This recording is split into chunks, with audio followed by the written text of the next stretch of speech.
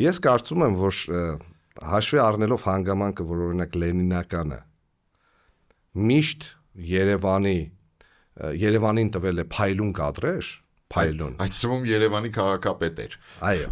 ու Երևանի լավագույն քաղաքապետերից մեկը իր քաղաքային ինդուստրիային, այսպես ասած, հարմարեցումը,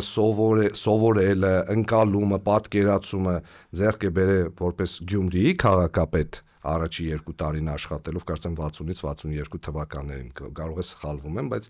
ինչքան որ հիշում եմ, խոսքը Հասրատյանի մասին է։ Միջելուց հաջորդ քաղաքապետը Մուրադ Մուրադյանն էլ է եկել Գյումրիից։ Եվ եթե այդպես պարտիական ֆունկցիոներներին սկսենք թվարկել, կարող է պարզվի, որ ֆունկցիոներներից նվազագույնը 60%-ը նախ Գյումրիում են թրզվել, հետո գնացել են համապետական գործիչներ են դարել եւ սկսել են օգուտ տալ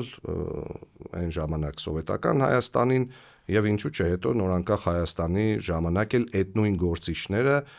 լինելով ունակ մարդիկ, կարող մարդիկ, շատ լավ պատկերացնելով թե պետությանը այս տվյալ ժամանակահատվածում ինչ է պետք։ Չնայած ես էլ դու էլ հիշում ենք, որ իրենց զգալի հատվածը հետ քաշվեց ինչ որ մի ժամանակահատված, որովհետեւ դե